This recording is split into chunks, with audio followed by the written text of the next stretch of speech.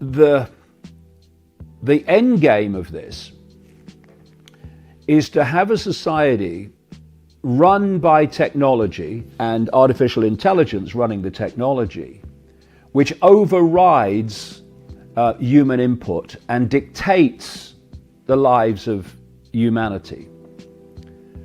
And with AI connected to the human brain, so AI becomes the human mind. This is our little device. That thing at the bottom is just to hold the threads in place because they're just like little fine wires. In a lot of ways, it's kind of like a Fitbit in your skull with tiny wires. All you can see afterwards is this tiny scar, and if it's under your hair, you can't see it at all. In fact, I could have a Neuralink right now, and you wouldn't know. Maybe I do. At the moment, still just human perception comes from information received. From information received, you form perceptions. So manipulating information received is how, up to this point, human perception has been manipulated. What they want with an AI connection to the human brain through chipping of various kinds, including nanochipping, is to have human perceptions come direct from AI. Will you be able to save and replay memories in the future? Yes, I think in the future you'll be able to save and replay memories. I mean, this is obviously sounding increasingly like a Black Mirror episode. People might say, oh, that's that mad conspiracy theorist bloke saying that. Well, actually, we'll try Ray Kurzweil, a Google executive, many others, but let's focus upon him. That went along fine, but then something happened. 65 million years ago, there was a sudden violent change to the environment. We call it the Cretaceous extinction event. He has claimed, or it's been claimed for him, to have something like an 80% record of correctly predicting the coming technology and how it works.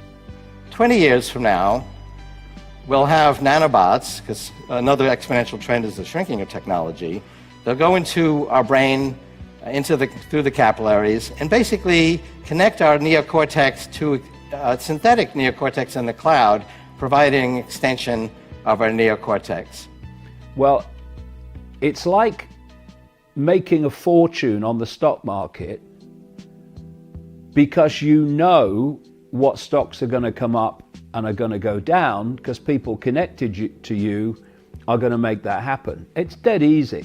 The stocks are going to come up. Okay, I'll invest. Oh, I've made lots of money.